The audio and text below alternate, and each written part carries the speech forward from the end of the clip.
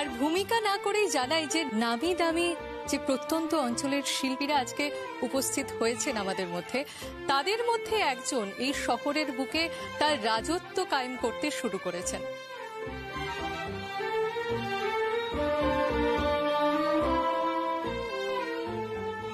শুরু করেছেন তার প্রতিভার স্বাক্ষর রাখতে। হ্যাঁ, আর ইতিমধ্যে তিনি কিন্তু রিয়েলিটি শোতে চ্যাম্পিয়ন হয়েছেন।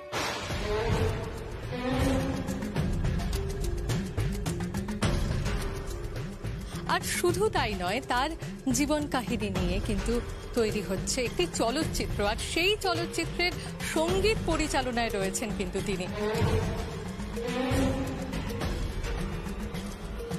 তাকে আমরা মঞ্চে ডেকে নেব, আর যেটা বলবো সেটা হচ্ছে যে সমস্ত জেলার যেসব পিছিয়ে পড়া শিল্পীরা রয়েছেন, হ্যাঁ তাদের প্রতিভা হয়তো আছে, কিন্তু তারা জনগণের সামনে সেই প্রতিভার সাক্ষ্য রাখতে পারেনি। তাদের প্রত্যেকের কাছে এটা একটা ইন্সপিরেশন, আর তারা কিন্তু শিখবে, অনুপ্রাণিত হবেন, তারা উৎসাহিত হবেন এবং নিজেরা নিজেদেরকে বলবেন যে হ্যাঁ আমরাও পারি। বিশেষ করে যারা মহিলা শিল্পী তারা, আর তাদের জন্য আজকের মঞ্চে আমরা উপস্থিত করতে চলেছি বিশেষ অনুরোধে আমাদের সকলের প্রিয় যমুনা ঢাকি।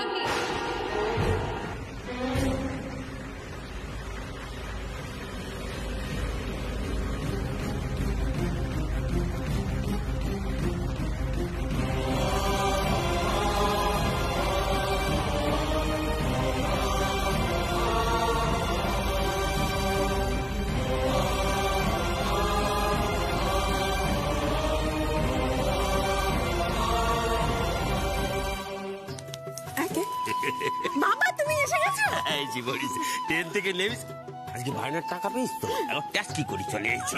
দেখো কাণ্ড, তুমি বায়নার টাকা পেয়ে ট্যাক্সি করে চলে এলে? এই শোনো কথা, আরে মেয়ের অনুষ্ঠান আর আমি আসবো না যদি ফেল করে যাই। যমুনা কোথায় বল দেখি? আরে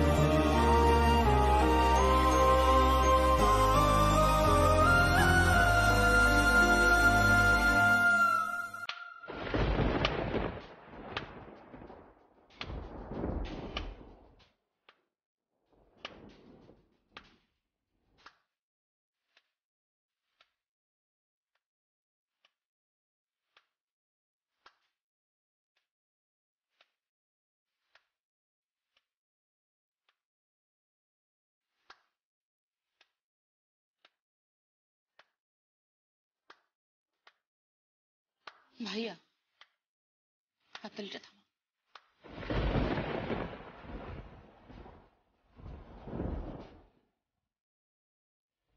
আমরা যমুনাকে কিছু বলার জন্য অনুরোধ করছি।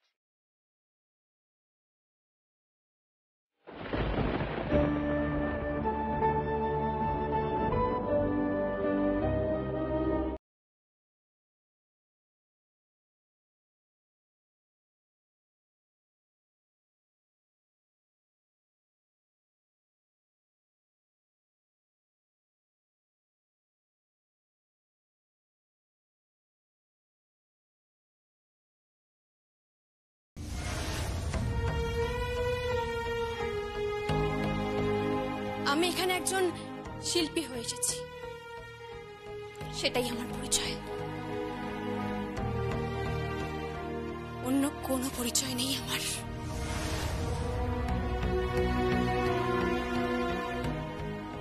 প্রত্যেকটা মুহূর্ত বাঁচার জন্য লড়াই করেছি, দুবেলা দুমুঠো খাওয়ার জন্য লড়াই করেছি। বাবুদের বাড়িতে কাজ করেছি, মাঠে ফসল তুলেছি, বাগচাষির কাজ করেছি, এমনকি কয়লাও তুলেছি। তারপর আমার বাবা, আমার গুরু,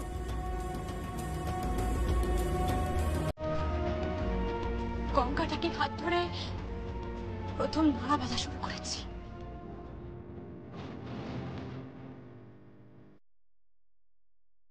ঢাকের কাছে আমার মনে এক তীব্র আকর্ষণ তৈরি করে। আমি আমার হাতে ঢাকের কাঠি তুলে নিয়েছিলাম, পাগলের মতো ঢাক বাজানো শুরু করেছিলাম, পাগলের মতো। তখনও বুঝিনি জানেন, তখনও বুঝিনি যে যে বাজনা আমি বেছে নিয়েছি সেই বাজনা বাজিয়ে দুবেলা দুমুঠো খাবার জোগাড় করা খুব কঠিন, খুব কঠিন। আমি বুঝিনি তখনও।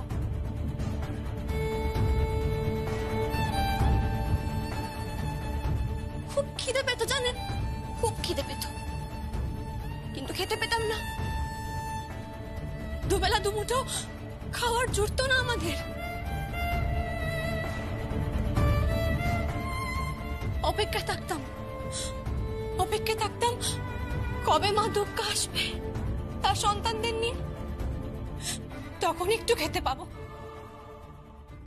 যমুনা কলকাতা এলো, লোক সংস্কৃতি মঞ্চে ঢাক বাজালো, অথচ বাড়িতে আসার প্রয়োজন মনে করলো না।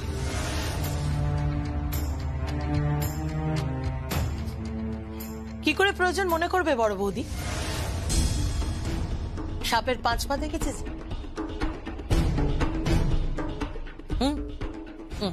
নাহলে তুমি ভাবো, একবার ভাবো যে গঙ্গা ঢাকির মেয়ে ওই যমুনা ঢাকি কি তেজ, বাপরে বাপ কি তেজ, এই শহরে এলো অথচ এই বাড়িতে ঢোকার প্রয়োজন বোধ করলো না, এলোই না। আমি ভাবছি আসবেই বা কি করে, অতগুলো টাকা মেরেছে। প্লিজ প্লিজ, না জেনে ভুলভাল কথাবার্তা বলো না। আমি না জেনে, ঠিক আছে, এরপর তো সবাই সবকিছু জেনে শুনে যাবে, তখন নয় সবটা বলবে। কি জানবে? কি ওমা, তোমরা কিছুই জানো না? কি জানবো সেটা বলবি তো। ওকে তো আইনি চিঠি পাঠানো হয়েছে।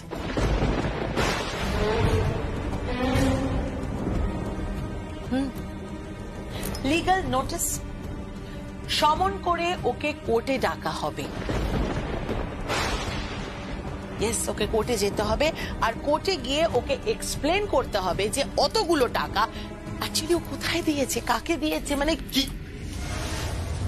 বড় বেশি, তুমি এসব কি বলছো? আমি তো বুঝতে পারছি না তুমি এসব কি বলছো। আরে তারা শান্ত, তুইও কিছু জানিস না? জানি না মানে কি? যমুনাকে কোর্টে কে ডেকেছে? বড় বেশি, তুমি যমুনাকে ডেকেছো কোর্টে?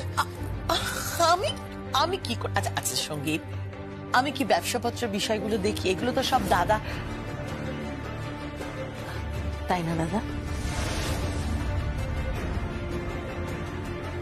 বাবা বড় বেশি এসব কি বলছে? কি হলো, তুমি চুপ করে আছো কেন? আমি তো কিছু বুঝতে পারছি না। বাড়ির বউকে কি এখন কোর্টে গিয়ে দাঁড়াতে হবে নাকি? আরে তুমি চুপ করে দাঁড়িয়ে আছো কেন? কথা বলছো না কেন তুমি? হ্যাঁ বাবা, তুমি চুপ করে আছো কেন? বলো কিছু। হ্যাঁ কোর্টে ডেকেছি। এছাড়া কি করবো আমি? সে তো একবার মুখ ফুটে বললো না যে টাকাটা কোথায়, কাকে দিয়েছে, একবারও তো বললো না। বলেছে তো, বারবার বলেছে ও টাকাটা রাগিনী আর প্রশান্তকে দিয়েছে। মিথ্যে কথা বলছে বড় বৌদি। হ্যাঁ, ওই মেয়েটা মিথ্যে কথা বলছে। আর তোমরা কি গো বড় বৌদি, প্রশান্তর বাবাকে নিয়ে মিথ্যে বলছে, ক্রমাগত মিথ্যে বলে যাচ্ছে। একটা মৃত মানুষকে কিভাবে মিথ্যে কথা বলে যাচ্ছে মেয়েটা, আর তোমরা দাঁড়িয়ে থেকে ওকে প্রশ্রয় দিয়ে যাচ্ছ কেন বড় বৌদি, কেন? বড় বেশি এসব আলোচনা আর ভালো লাগছে না, প্লিজ। ভালো লাগছে না আমার। ভাইয়া প্লিজ এরকম করিস না, তুই এত মন খারাপ করিস না ভাইয়া। মন খারাপ করবো না জিৎ? কি বলছিস তুই? আজ আমার কয়েক ফুটের মধ্যে যমুনা দাঁড়িয়েছিল, অথচ আমরা পরস্পরের সাথে কথা পর্যন্ত বলিনি। আমরা একে অপরের সঙ্গে কথা বলবো না, এটা হতে পারে না কি? আমরা দুজন দুদিকে মুখ ফিরিয়ে নেবো, এটা আমি কল্পনাও করতে পারিনি। আর আজ সেই কল্পনায় বাস্তব হলো। মা, তুমি জানো যমুনা আজ মঞ্চে কি বলেছে? ও যে কথাগুলো বলেছে আমার শুনে একবারও মনে হলো না যে ও টাকা নিয়েছে। মা, এটা হতে পারে না, বিশ্বাস করো, এটা সম্ভব নয়। তাহলে ও লোক সংস্কৃতির মঞ্চে দাঁড়িয়েও ঢাক বাজাতো না। আই এম শিওর ও ঢাক বাজিয়ে তার বিনিময়ে টাকা নিয়েছে। হ্যাঁ, নেবেই তো, মানে এটাই তো স্বাভাবিক। এসব খেপুরেরা তো এই করেই, মানে তুই ওসব বুঝবি না। এরা এই মঞ্চে ওঠে, টাকা নেয়, বাজায়, লোভ, বুঝলি, অনেক লোভ এদের। মাইন্ড ইউর ল্যাঙ্গুয়েজ বড় পিসি। টাকা নেয় মানে এত পারফর্ম করবে, টাকা নেবে না? কি বলছো কি তুমি উল্টো পাল্টা? হ্যাঁ, কোন ঢাকি যখন মণ্ডপে ঢাক বাজায় সে টাকা নেয় না? ভাইয়া বাবা যে ব্যবসা করে ওরা টাকা নেয় না? প্রত্যেকটা মানুষই তার তার কাজ, তার ট্যালেন্ট বিক্রি করেই বেঁচে থাকে, বুঝতে পেরেছো? এসব কথাগুলো একটু বন্ধ করবি? আমাকে প্লিজ বলবে যমুনা কি বললো? হ্যাঁ প্লিজ ছাড়ো, ছাড়ো না, এই কথাগুলো বাদ দাও। না না, আমি বাদ দেবো না, তুই প্লিজ বল না যমুনা কি বলেছে, বল না। আমার আর ভালো লাগছে না মা, আমি তোমাকে বলছি, তোমার বাড়ি আমার মেয়ে ঢাক বাজাতে যাবে, আর সেই বায়না করতে তো তুমি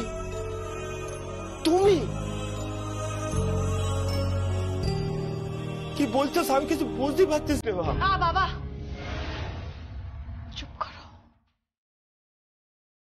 যাবো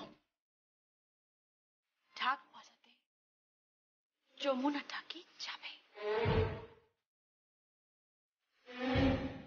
রায় পরিবারের বিশ্বকর্মা পুজোতে এই যমুনা ঢাকি ঢাক বাজাবে।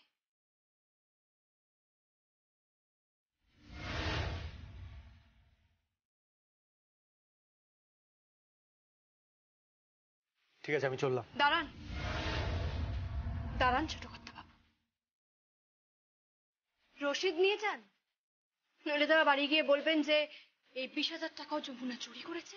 যমুনা না, যমুনা নয়, যমুনার ঢাকি।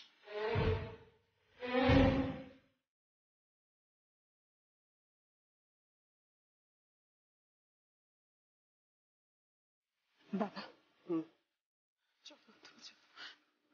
ওরা কি করতেছে? আমার তো কিছু মাথা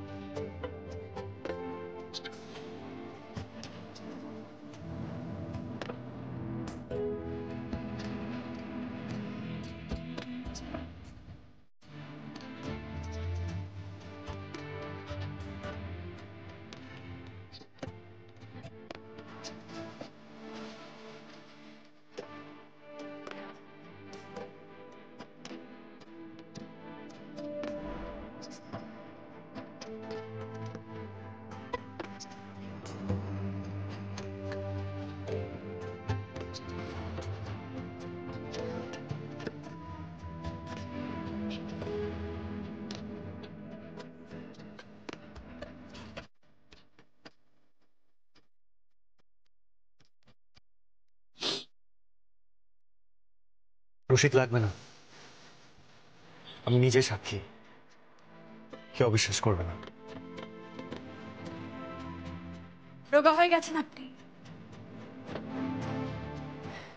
যে শরীরের যত্ন নিয়ে খাওয়া দাওয়া করুন ঠিক করে, আর ওই এক গুচ্ছ চা খাবেন না, শরীর খারাপ করবে। করুক, শরীর খারাপ করুক, কাউকে দরকার নেই, কারোর প্রয়োজন নেই। যে বলছে সে নিজের শরীরের নজর দিক। সে নিজে অনেক রোগা হয়ে গেছে, খেয়াল রাখুক নিজের।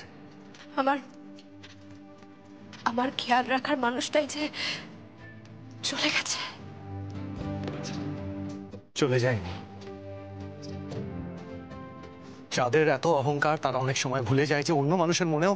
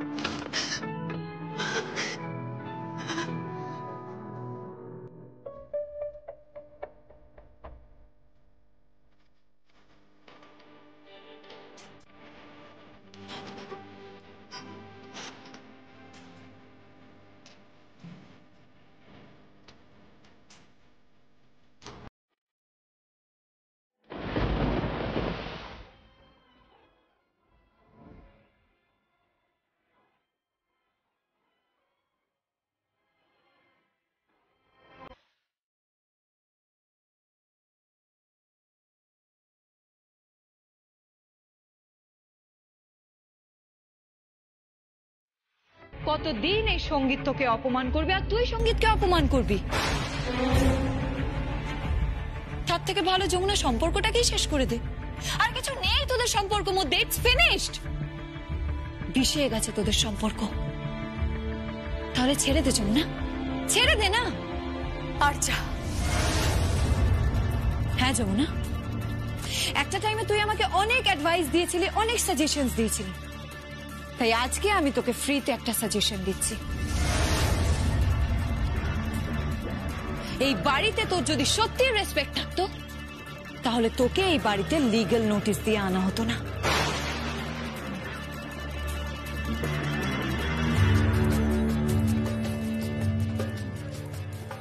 শোন, তোকে একটা বডির সামনে বসতে হবে, একটা গ্রুপের সামনে। সেখানে তোকে প্রশ্ন করা হবে, সেখানে অ্যাকাউন্টস ডিপার্টমেন্ট থাকবে, লিগ্যাল ডিপার্টমেন্ট থাকবে, সব গ্রুপ মিলে একটা বডি তৈরি করবে। তোকে চোর প্রমাণ করার জন্য উঠে পড়ে লাগবে। এর পেছনে কেদার রায়ও থাকতে পারে, সঙ্গীত রায়ও থাকতে পারে, কিংবা অনুরাধা রায়ও। এরপরও যমুনা তুই যদি সঙ্গীতের হাত না ছাড়িস তাহলে বুঝবো তুই এই বাড়িতে টাকার জন্য পড়ে আছিস।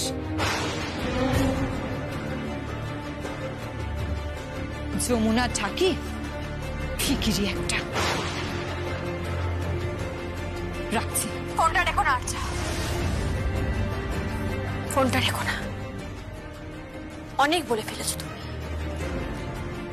এবার আমার কথা শোনো। যে চোর নয় আর্চা তাকে চোর প্রতিপন্ন করা চায় না। আর যে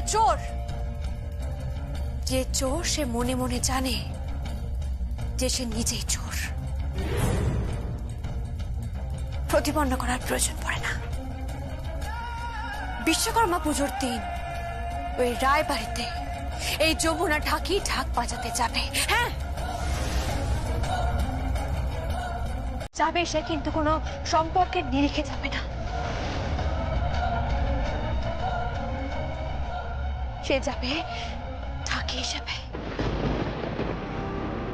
বায়না পেয়েছে সে 20,000 টাকা, সে বায়না পেয়েছে। স্বয়ং সঙ্গীত রায় তাকে বায়না দিয়েছে, তাকে তো যেতেই হবে। সে যাবে, ঢাক বাজাতে যাবে। আর রইল বাকি ব্যবসার ব্যাপার। আর যা, অফিসের লোকেদের সঙ্গে কথা বলার জন্য আমার উকিল আছে, উকিল কথা বল। একটা কথা কান খুলে শুনে নাও আচ্ছা। আর হ্যাঁ, সঙ্গীত রায়কেও বলো আমি আসছি। যমুনা ঢাকি আসছে শুধুমাত্র ঢাক বাজানোর জন্য নয়, চোর প্রতিপন্ন করার জন্য, আসল চোরকে ধরার জন্য। আমি আসছি, আসছি আমি।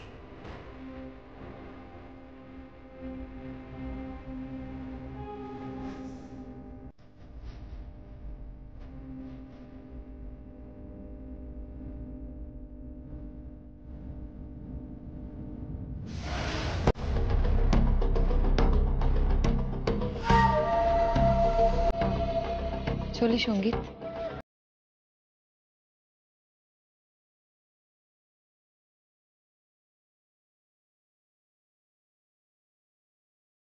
করিনি বাবা,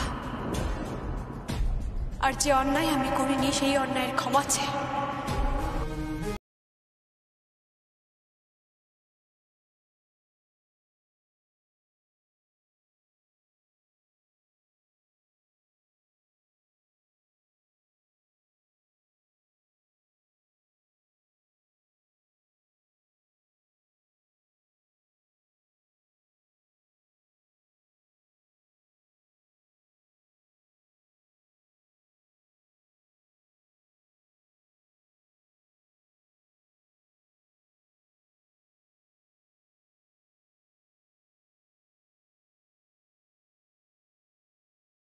নইলে তারা বাড়ি গিয়ে বলবেন যে এই 20,000 টাকাও যমুনা চুরি করেছে। যমুনা না, যমুনা নয়, যমুনা টাকি। রোগা হয়ে গেছে না, যে শরীরের যত্ন নেই, খাওয়া দাওয়া করুন ঠিক করে, আর ওই এক গুচ্ছ গুচ্ছ চা খাবেন না, শরীর খারাপ করবে। যে বলছে সে নিজের শরীরের নজর দিক। সে নিজে অনেক রোগা হয়ে গেছে, খেয়াল রাখুক নিজের। আমার খেয়াল রাখার মানুষটাই যে চলে গেছে। এত কিছু করার পরেও যদি কেদার আমার এত বড় ক্ষতি করে, যদি আমার যমুনার এতটুকু ক্ষতি করে, আমি এই সংসার ছেড়ে চলে যাব মা। আমি আপনাকে বলে রাখলাম, আমি আপনার ছেলের সঙ্গে ঘর করবো না। আমি এই বাড়ি ছেড়ে চলে যাবো। আপনি কিন্তু তখন আমাকে কিছু বলতে আসবেন না মা। আপনি আমাকে কিচ্ছু বলতে আসবেন না, কিচ্ছু না। বৌমা, বৌমা শোনো,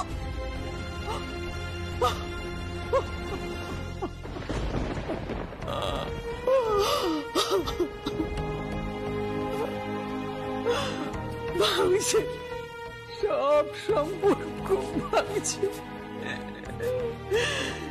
এই ড্রাইভারে যাচ্ছে, সহ্যত্ব ঢুকছে।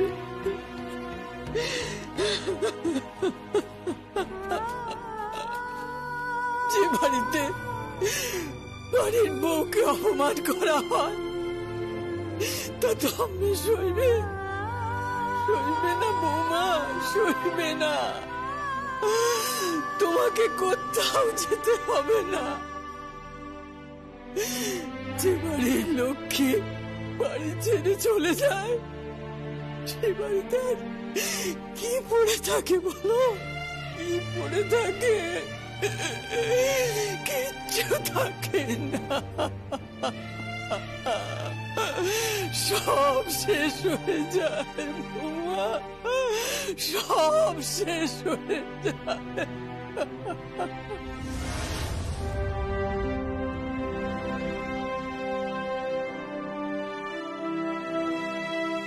সাবধানে যাস মা, তুই কিন্তু আমাদের বাড়ির মেয়ে নস শুধু, তুই রায় বাড়ির বউ।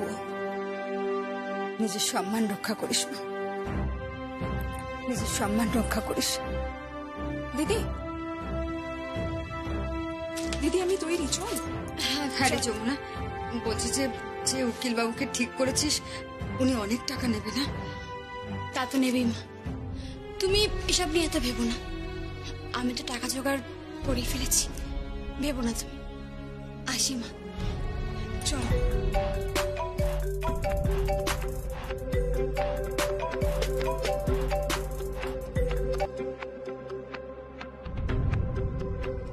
হ্যালো মা, বলছি শোন, আজ না তোকে ওরা খুব অপমান করার চেষ্টা করবে, খুব অসম্মান করার চেষ্টা করবে।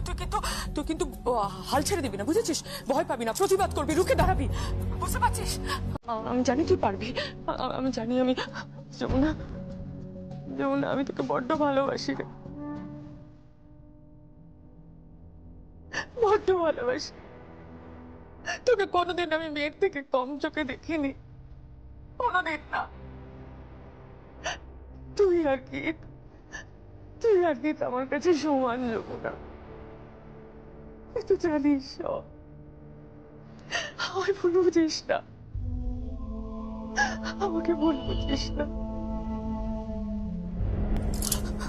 শোন, তুই না তুই হার মেনে যাবি না, বুঝেছিস? আমি জানি তুই পারবি, আমি জানি তুই রুখে দাঁড়াতে পারবি, তুই তুই ঘুরে দাঁড়াতে পারবি, আমি জানি তুই পারিস, তোর ক্ষমতা আছে। তুই আমার মতো হেরে যাস না মা, আমার মতো হেরে যাস না। তুই সমাজে সব নারীর কাছে একটা আদর্শ হতে পারিস। এমন শিক্ষা দিস ওই অফিসের লোকগুলোকে, এমন শিক্ষা দিস যাতে তুই সব নারীর কাছে একটা আদর্শ হয়ে উঠতে পারিস। মা, সেখানে তো তোমার স্বামীও আছেন না, তোমার আত্মীয় স্বজন সবাই আছেন ওখানে। জানি, আমি সব জানি, কিন্তু যমুনা, অভিমন্যু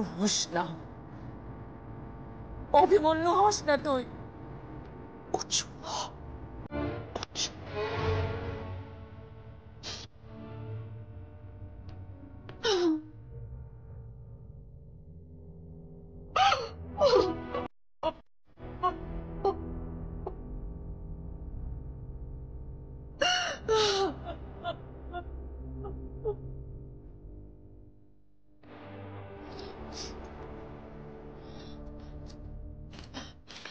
চল মা, আসি। হ্যাঁ, সাবধানে যাস।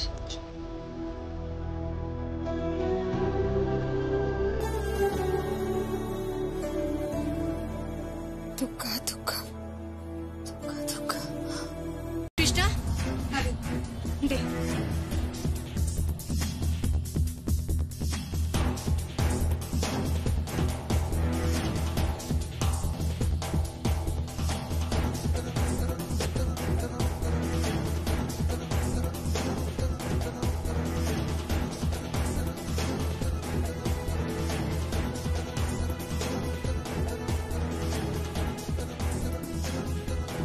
কি এগুলো? কি আছে? এগুলো অফিসের আসল ফাইল, আসল হিসেব, যেগুলো অফিস থেকে সরিয়ে দেওয়া হয়েছিল। What? কি বলছো কি তুমি? ঠিকই বলছি, আর তার বদলে কিছু নকল হিসেব এখানে রেখে দেওয়া হয়েছে। নকল হিসেব বানানো হয়েছে, আপনারই কোম্পানির কিছু মানুষ, কিছু লোক খুব পরিশ্রম করে এগুলো বানিয়েছে, কিন্তু শেষমেশ থোপে টিকলো না। কেন? তার কারণ এখনো এদেশে ওই কথাই বলে না, ঘরের শত্রু বিভীষণ, ঘরের শত্রুর দরকার ছিল। তা না হলে তো রামরাজত্ব এই টাইম হতো না। কি বলছিস তুই? সেই রকমই একজন বিভীষণ আপনার আছে, আর সে এখন হাসপাতালে মরছে।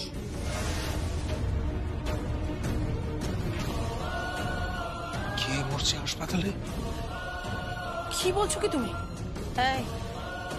তুই কি বলতে চাইছিস বলতো? কি বলতে চাইছিস? রাসবিহারিকা,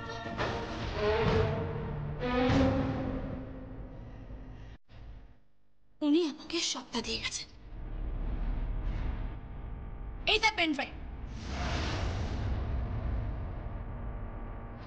আমাকে সমস্ত প্রমাণ দিয়ে গেছেন। দেখি।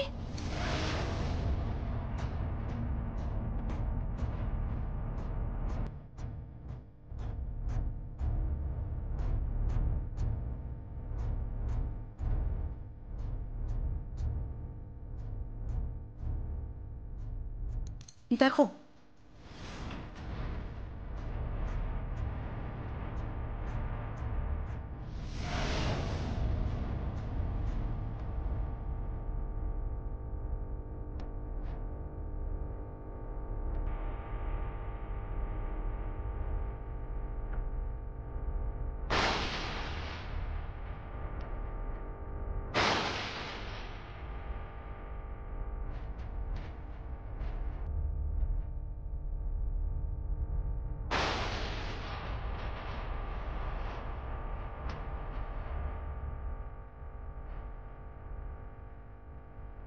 আশা করি আর কিছু বলার দরকার নেই।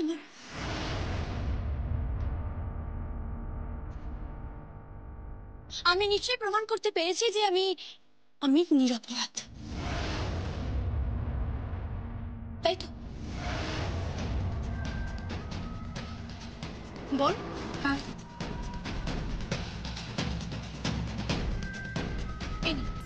আপনার বাকি 10,000 টাকা। আমি লোক সংস্কৃতির মঞ্চে ঢাক বাজিয়ে 20,000 টাকা পেয়েছিলাম। সেখান থেকে ওনাকে 10,000 টাকা অগ্রিম দিয়েছিলাম, আর বাকি ছিল 10,000 টাকা। আপনার পাওনা আপনাকে মিটিয়ে দিলাম। চলি। আর হ্যাঁ, আর একটা কথা, আমি আসছি বিশ্বকর্মা পুজোয় আপনাদের বাড়িতে ঢাক বাজাতে। আমি আসছি, স্বয়ং সঙ্গীত রায় বায়না দিয়েছে, না গিয়ে পারি? আসবো, আমি নিশ্চয়ই আসবো।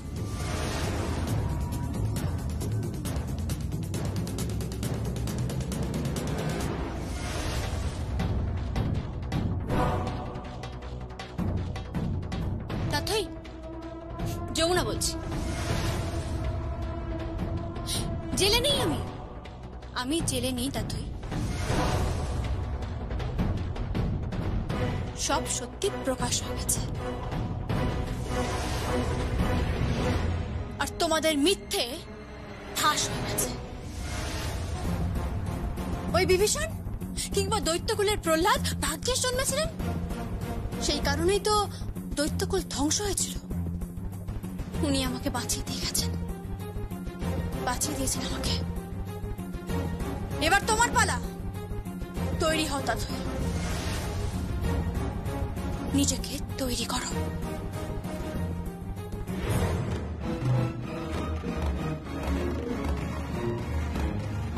আয় বল।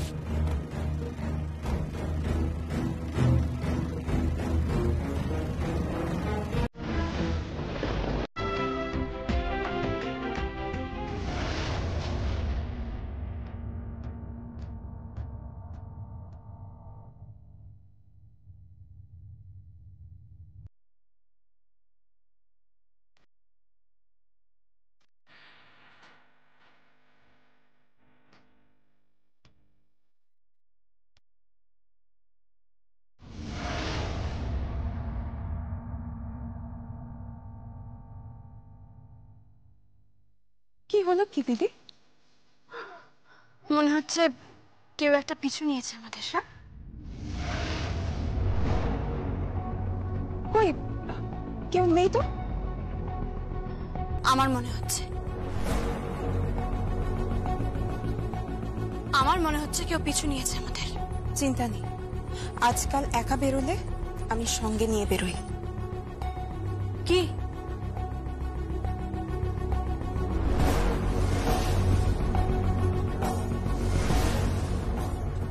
দাজ। এই নে, এই কলসিটা তুই ধর, আর এই দাটা আমাকে। হ্যাঁ, কেন? কারণ এখানকার কোন কোন পশুটি কি কি করতে পারে সেটা তোর থেকে ভালো আমি জানি।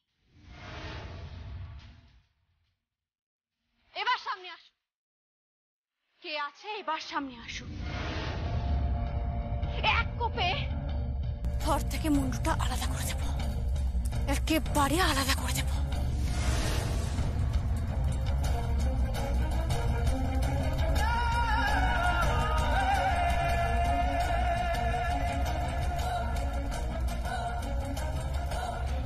আয় বল। হ্যাঁ দিদি।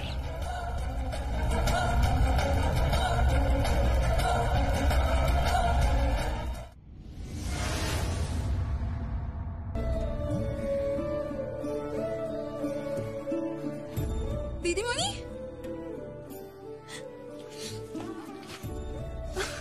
তুমি এসেছো?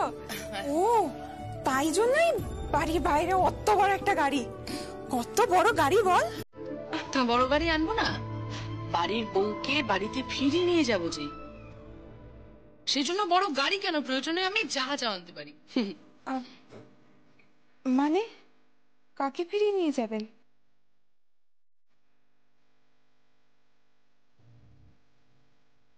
বাড়ির বউকে। আপনি বসুন গিয়ে দিদিমণি, আমি আপনার জন্য চা নিয়ে আসছি। গরিবের ঘরের চা তো হয়তো মুখে রুচবে না, কিন্তু কি করবো বলুন, এইটুকুই যে আমাদের সামর্থ্য। বসুন আপনি। না দিদি, তুই রাখ, আমি চা নিয়ে আসছি। দে।